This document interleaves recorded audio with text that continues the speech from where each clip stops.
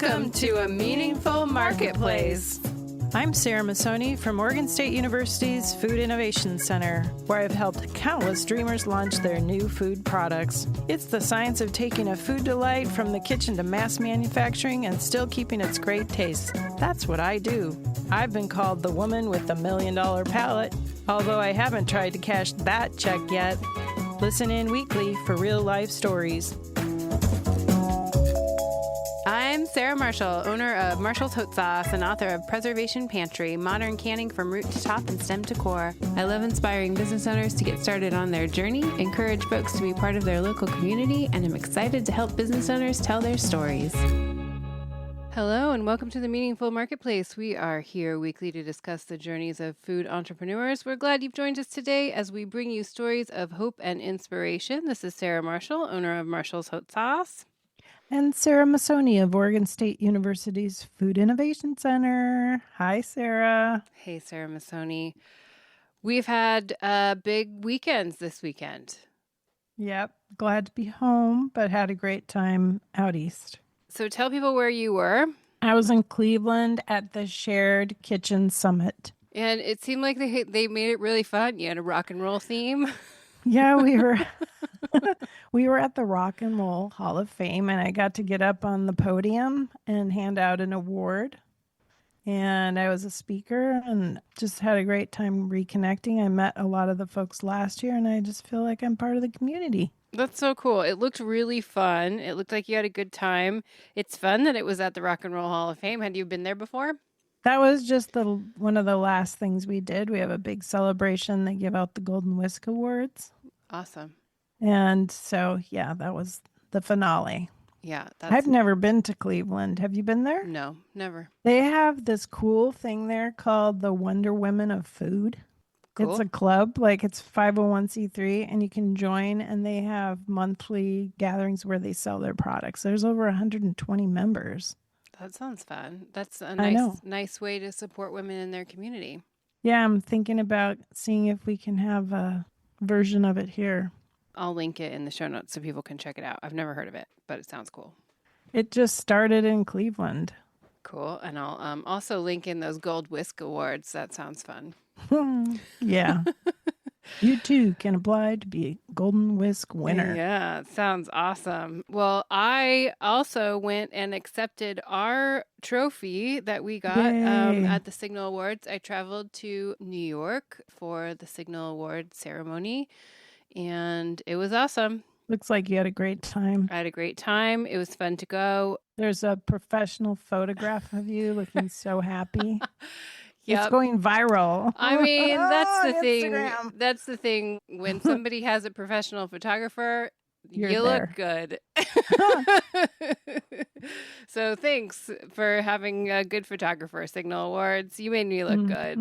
They had a little setup where you could get your, where everybody got their picture taken with their awards. And, I wore a special outfit.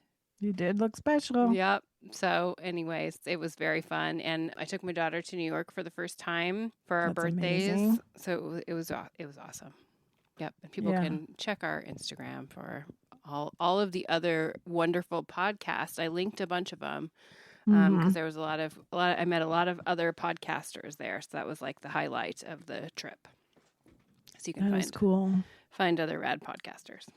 Well, we have been partnering with the Regional Food Business Center to bring you guests from our 6-state region. Sarah and I are co-hosting without a co-host this time around. Sorry, Washington. Yeah, Washington. Hello. We're just representing Washington this time, but we don't mind. We don't mind. It's fun. We would like to encourage you to connect to your state by signing up for the Regional Food Business newsletter. It's a breeze to sign up. Just go to Northwest Rocky Mountain Regional Food Business Center.com, hit connect with us, and choose the button to receive newsletters. And we want to thank our sponsor for supporting the Meaningful Marketplace. Thank you for helping us spread the word about small business owners and entrepreneurs. Let's hear a word from our sponsor. The Northwest and Rocky Mountain Regional Food Business Center is the proud sponsor of the Meaningful Marketplace podcast, giving a voice to food from across the 6-state region of Colorado, Idaho, Montana, Oregon, Washington, and Wyoming. The Food Business Center supports Northwest and Rocky Mountain food industry makers as part of the USDA's National Network of Food Business Centers, supporting a more resilient, diverse, and competitive food system as a go to source for small and mid tier food and farm businesses with a focus on underserved communities, providing education in the form of technical knowledge, business programs, and industry news. We sponsor trade shows, meetups, and conferences to connect growers, producers, retailers, distributors, and processors, all to stimulate business and raise the standards of our storied food industry. Join us as we travel through the 6-state region, learning more about food makers, food hubs, and food systems. Visit the website at Northwest Rocky Mountain Regional Food Businesses.com to get connected. And I would like to introduce you to our guest today, Lynette Pflueger, owner of Fireweed Baking Company. She is baking from scratch in Washington. We're delighted to have you on the show today, Lynette. Hi, thank you so much. I'm happy to be here. Well, we like to connect our listeners to you. So can you tell them the best way to follow you or find you online? Yeah, absolutely. Right now, I am on Facebook and Instagram at Fireweed Baking Co. And my website is currently being worked on. So very soon it will be live. It will be fireweedbakingco.com. Perfect. We'll link it you're in. A chef. Yes. Yeah. That's amazing. Yeah, it's been quite a journey.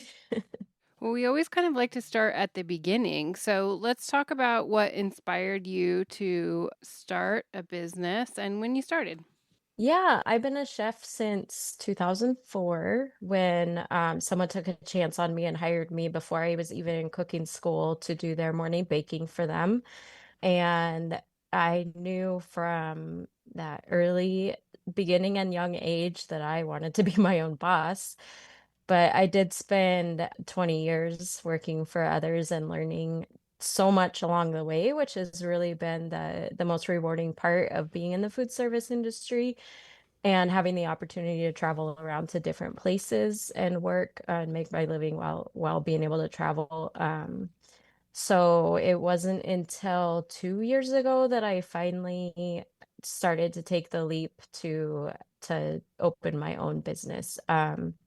I started just with kind of pop-ups for friends and family. So my first one, I said, I want to start my business. It's going to cost me a couple $100 to get my business license. I'm going to sell some key lime pies.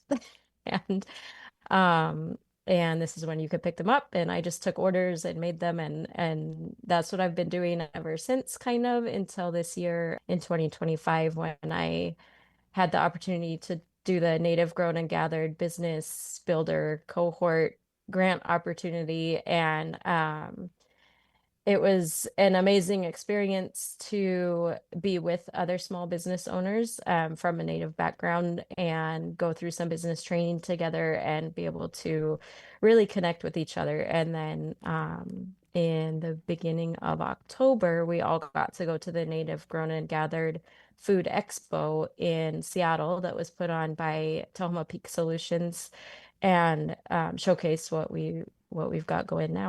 Very cool. I bet that was cool going up to Seattle. I'm sorry I missed it. It was amazing. Can you tell us a little bit about it? Yeah, as a native chef, it's always inspiring to meet other people who are doing food as well. Native people are inherently very hospitable, so it just feels like coming together with old friends and family. These days, we have quite a few native chefs who have become very famous. And for me, I'm someone who totally gets starstruck very easily. So to be in the room with Sean Sherman, to have him walk by my booth and stop and take a picture was just a dream come true. And then, of course, Chef Piet was there from Next Level Chef, and she's become a friend, and it was great to see her as well. And I'm going to forget everybody else, but Valerie Segrest is always amazing. There was other names that I didn't know yet, but got to meet them and get to see the amazing products that they're all putting out using ingredients that are what we more think of as what we forage wildly, and putting them out in a commercial way for the public to be able to access is just amazing. And it's kind of the step that I'm at now is figuring out how to do that. So it was inspirational and amazing to be able to meet all those people and see what everyone else is doing. I'm curious about the name of your business. Why did you name it Fireweed Baking Company? After I worked professionally as a chef for many years, I took a food service sales job for a local company here in Spokane called Spiceology. It was another just interesting step in my career to expand my palate and learn more about working with all kinds of flavors while staying connected in the industry through food service sales. I had my son while I was at that job, and then COVID hit while I was at that job too. My mom, at the same time that I was doing that, um, came back to the Spokane Reservation. She has a PhD in community and cultural psychology from the University of Hawaii. And coming back to the area and then having been in Hawaii where she started to hear about food sovereignty and learning about that, she started working with the Spokane Tribal Network on the Spokane Indian Reservation in tribal food sovereignty and other programs. And for years had been telling me what she was up to, and it was just flying over my head.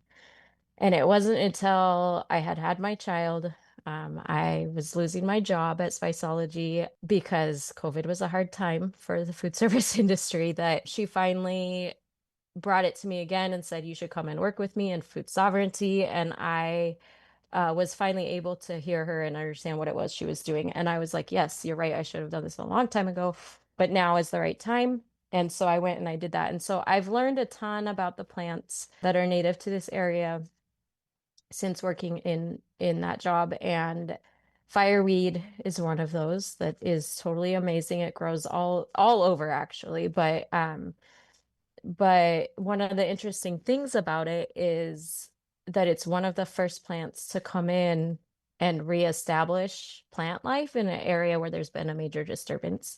So a fire, landslide, when Mount St. Helens blew, they say it was one of the first things to recolonize that area. And I just thought, after experiencing burnout in the food service industry and going to take this other job and losing that abruptly and unexpectedly, and watching the industry go through COVID, that re-emerging myself into the food service industry, into back into professional chefing, I just thought it was an amazing metaphor.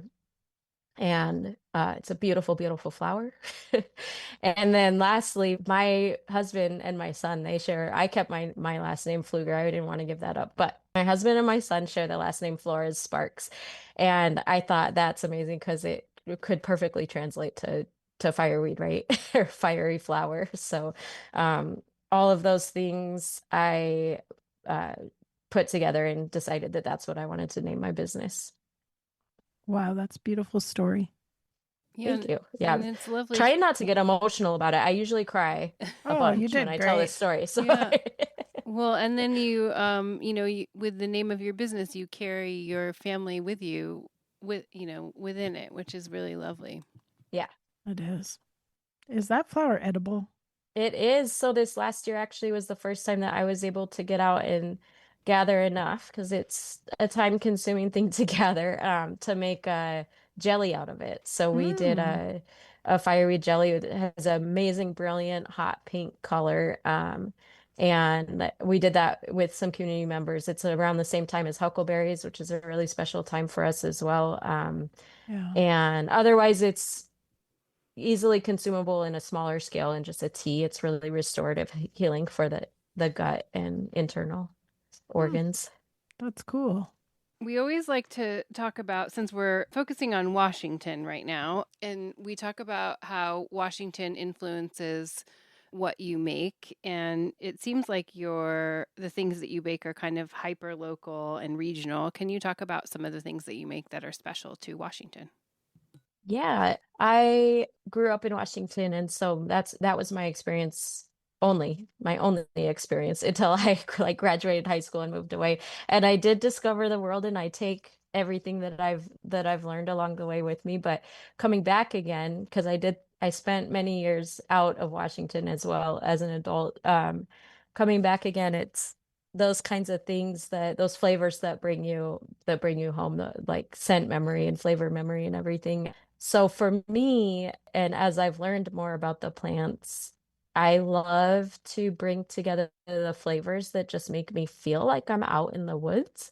Mm. Um, and so some of my favorite flavor combinations have become anything with a conifer tree. Douglas Mm. fir is one of my favorites. Grand fir, you mix them together and it's adds even more complexity. One of my signature, it's become a signature item, is my alder shortbread cookies. Oh. Um, and it started when I was invited to do a cooking demonstration at a food sovereignty gathering. And I agreed to it, but then I got really nervous that I was going to go to a native food sovereignty gathering and bring something very traditional and have everybody think that I'm doing it wrong.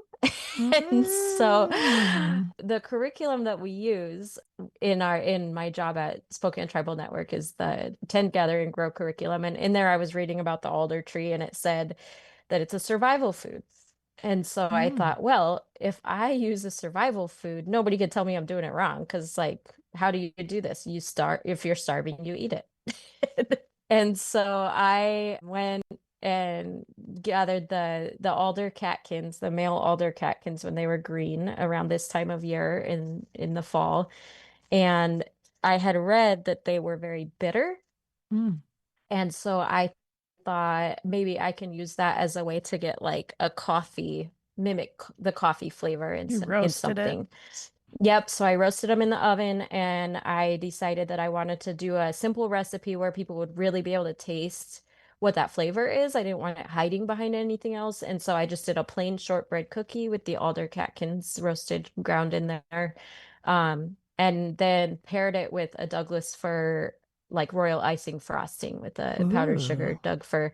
And when you eat that cookie, it tastes like the fall forest. So I've called it my fall forest shortbread. And this year I did that again for the Native Grown and Gathered Food Expo. But this time I did a frosting made out of syrup that I made, the Magolio syrup from Mm. the green cones of the Douglas fir tree, which were gathered in the summertime, right Are when we were those kind of picking huckleberries. citrusy or lemony or? They are much more woody after you extract the liquid from the cones. It almost tastes like you're biting into the bark, I would say. Yeah, it also has a little bit of like that flavor that you're used to when you taste conifer needles, but not the same as the fresh needles or fall Mm. needles. And so it was interesting because I thought of it gathering alder and Doug for a different time of the year than just in the fall. It does kind of give it more of like a summery or spring flavor of the same cookie. So it's been fun to learn and experiment Oh, over the years with it. It's been now I'm in my third year of learning about alder. that's amazing. I've noticed in doing food formulation that if you pair foods from a similar region, they do taste really nice together. Because I've Yeah. tried putting weird stuff from South America with stuff from Canada, and it just doesn't taste so good. Yeah, well, in the culinary world and gardening, I guess together, that there's the saying, what grows together goes together. And so Yeah, you think of that's truth. tomatoes and basil or potatoes and horseradish is something Hmm. that I've learned are companion plants and they of course go great together. Yeah, that was the Hmm. thing that I thought was really fun in looking at the things that you make. It's like if somebody hadn't experienced Washington before, you could, eat your food and know what it's like to walk in the forest. You would be able to experience it by tasting the things that you make, which I thought was really cool. And so I really dig what you're doing. I think it's really fun. Have you used Thank you. salal berries, Lynette? I haven't, they don't grow over here on the east side Oh, of the state. So they're interesting. They make a really good jam. yeah, I bet. We have our June berries or Sarvis berries and our huckleberries and lots of others, but Mm. We're going to take a quick break. And when we come back, I want to have you tell us what item you make tells your story best. We'll be right back.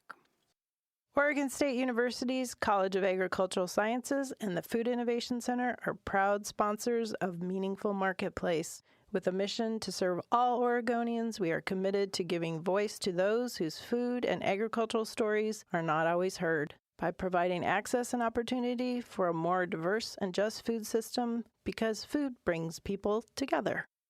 All right, Lynette, tell us what item you prepare in your bakery describes you best. That's an impossible question. I didn't have a heads up on this one. Well, I see some beautiful cakes. That would be a good place to start. Yeah, cake decorating is not the thing that I'm best at though. It is over the last few years what I've gotten more into. Let me see. I love to push people's palates. I think this is what when people ask me to describe what I do or my business or what my favorite things to make are, I always just say I love to use what's in season and fresh and from as close as I can possibly get it. And I love it when people come to me and give me more creative freedom than a specific order, so that I can pair things together that people normally don't think about. I spent most of my career in baking and pastry, but I had one chef in particular who really pushed me to use my pastry techniques to make elements for the savory menu at the restaurant. And we did a lot of wine dinners and things like that.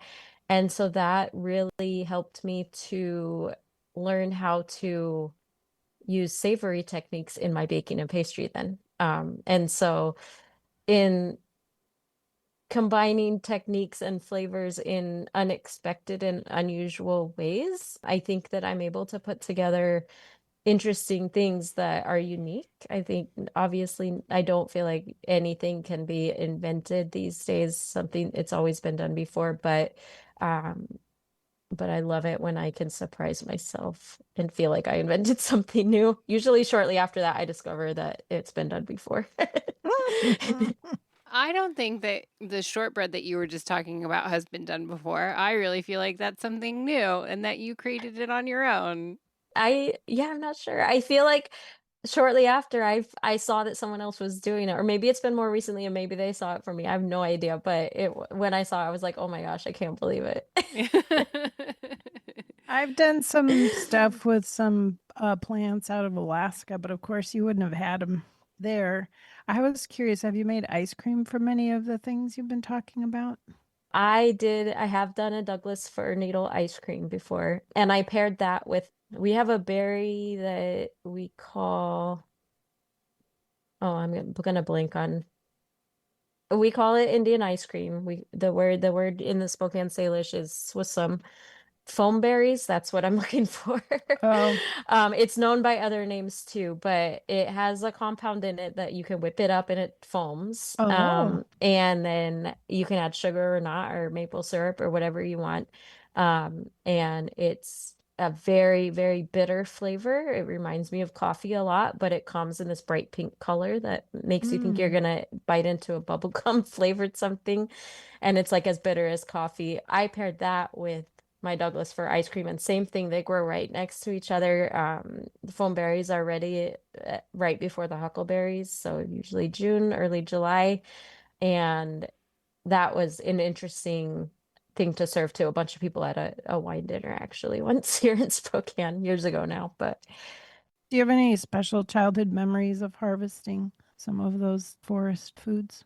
yeah, my family, we mostly were berry pickers. My dad was a fisherman. My dad is where I get my name, Pflueger, German, Irish from Minnesota. So we always fished a lot over here in Washington, but berries are probably what we forage for mostly when it comes to the plant foods. My dad did at some point, once I think I was probably adult already, but he transplanted a whole bunch of Douglas fir trees from the reservation to our front yard in the city of Spokane. And that for years is where I was harvesting my Doug fir from until my mom finally told me I had to stop because she wanted to keep as many of those trees. I mean, that is where I was harvesting my Christmas trees too, is why she told me to stop. So you mentioned that you were doing pop-ups. If people want to taste your food or get things from you or support you as a business owner, how do they do that? Right now, one of the questions posed to me before I came on was about my biggest challenges. And so this is a perfect time to bring that up. I create challenges for myself in the steps that I need to take to with my local regional health district. And so right now I'm kind of on pause, but my social medias will be the place to watch for when orders are open. I am considering after this amazing grant opportunity I had to do some recipe development and get through those steps. I'm considering doing a Kickstarter type fundraiser to be able to get into a storefront. I kind of feel like that's what I need is a place to call home for my business and for me to just be all the time creating all these amazing things. And so that'll be my next step and the best way to support really.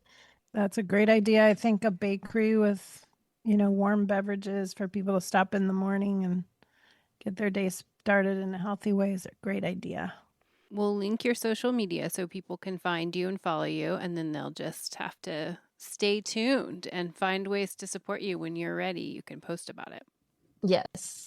Yes. And in the meantime, I work at my day job with the Spokane Tribal Network in tribal food sovereignty and Indigenous birth justice. And so I did make a post just yesterday because I was like, people, I can't stay quiet for too long when I'm just starting this business, but I want people to know what else I'm working on, which is a lot of community involvement type of events. And so last week I did a big meal for a family dinner with the school district out in Welpinit on the Spokane Indian Reservation. And today I did a diabetes friendly cooking class at the senior center with our diabetes prevention program. And so those are the kinds of things that I'm doing in my spare time. Are there ways people can support you in your work? Yeah, we have a website, SpokaneTribalNetwork.org. So we accept donations there. We also are pretty active on Facebook, not as much on Instagram, but we have our main Facebook page and then pages for our different programs as well.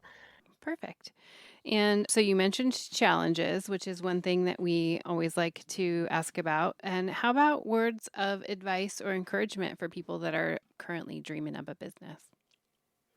I got some of the best words of advice just recently again at the Native Grown and Gathered Food Expo. Sean Sherman was up talking and he said, you got to be fearless. You got to just do it. Stop being scared. And I felt like he was just talking right to me. And really it was more about, for me, incorporating those ingredients that I'm worried that the health department is going to shoot down for me or getting through the steps to make sure that everything is safe to use because I'm not trying to use interesting ingredients just for the sake of it. I want to do it in a you safe have to way. Remember, you have sovereignty on food ingredients and stuff like that. So I don't know why you brought that up several times. Which ingredients are you concerned about?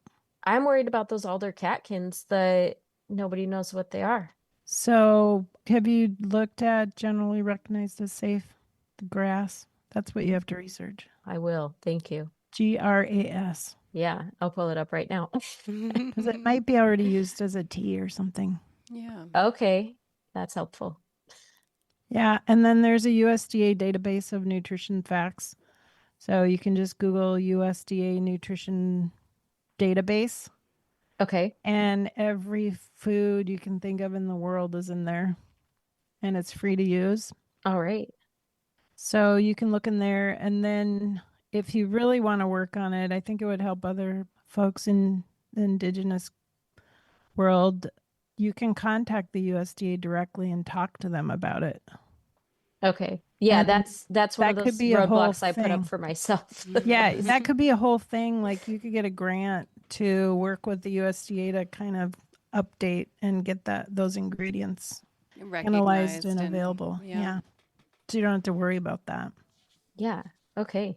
But also look into food sovereignty. You're talking a little bit about that, but what does that really mean for your tribe? Because you're able to set up some of your own legal stuff Yes. because of that, right? Yeah. So if it's generally recognized as a food ingredient that you use, then it may not be a big deal. Okay, that's exciting. I thank you. Sure. Of all the people I've talked to about that being one of my biggest challenges, you're the first one who had a real actionable suggestion for me. Yeah. Sarah likes to Yeah. solve problems. That's what she does. Mm-hmm. I was thinking about just specifically you as a baker, and when you're using your hands and creating something and using the ingredients around you, it seems like you're more connected to your food, and that you put a lot more of yourself into it and then gift it to people. Do you feel like that's true in the case? Yes, I think that the more that we all interact with our food or have our own hands in our own food systems, the more connected we feel, the more nourished that we feel when we go to eat that food too. And so when I am cooking for my family or for a customer or anybody, I love the result more when I really take my time. And I can tell when I am creating and I'm feeling really good about it and putting as much love into it as I possibly can, the result always comes out better. I used to always say, and I ran a bakery for 4 years and we did a lot of bread. And bread in particular is something that if you are stressed out when you're making it, you see that in the finished loaf. It looks stressed out and not beautiful. And so I used to always say, like, you cannot stress bake, especially bread. Call it stress bread. Yeah, I think that's true. And I think too, if you notice that with baking and bakers too, as they become like a bigger entity, it is less lovely and heartfelt. And it's, I mean, it's just part of that, when it becomes a bigger thing, because it's not the person making it and giving it. It's less of a gift and more of a machine. You know what I mean? Yeah, yeah. So I think that when I was looking at the things that you make and how you make it, I was like, this is just like a lovely gift that she has made for the people in her community. And so I think that Mm-hmm. that is a really nice place to be. So I know you're in a point where you're figuring it out, and I think that you'll figure it out. Like, and but I think that you should also just appreciate where you're at and that you're making something really great for the people around you, and that there is nothing wrong with that. I think it's a really great thing that you're doing for the people around you. Thank you so much. It really means a lot to hear that that's the message that you get. Yeah. Thank you. Yeah, for sure. Well, unfortunately, this is always the part that I hate because we're out of time. But I loved meeting with you and chatting with you today. Is there any final words you would like to say to our listeners? I don't know. I just would like to say thank you both so much. I have really enjoyed listening to the episodes that I've been able to listen to, and thank you so much for having me on. And It's great to I meet hope you. that we can stay connected. Yeah, thank you. Yeah, for sure. We will stay connected with you, and as you continue to grow, and we'll post about you, and we'll have you back on the show when you have your business going. And if you do have that Kickstarter, we'll make sure to tell people that you got it going up. Okay, thank you. And thanks to our listeners for tuning in to the show. Make sure to leave us a review on Apple Podcasts or iTunes. You can follow us on Instagram and YouTube at Meaningful Marketplace Podcast. And you can call or text Sarah and I with questions at 503-395-8858. You can also text us if you want to be a guest on the show. We're currently booking for January and February. And we couldn't do this without our fantastic team at Joy of Creation Production House. Thanks to Dave, our production coordinator, and Haley, our audio engineer. And we will be back next week, everybody. Thanks for joining. Bye. Bye for now. If you love the stories we bring you each week, please consider supporting us on Patreon. As an independent media company, your support is absolutely essential. It allows us to continue creating high-quality professional episodes that amplify the voices of women, small business owners, writers, artists, and creatives, and keep their stories free from commercial pressure. By becoming a Patreon member, you're not just supporting us, you're investing in the future of independent media. Please visit patreon.com/The Joy of Creation Production House to join our community today. Thank you for listening and supporting our podcast dreams.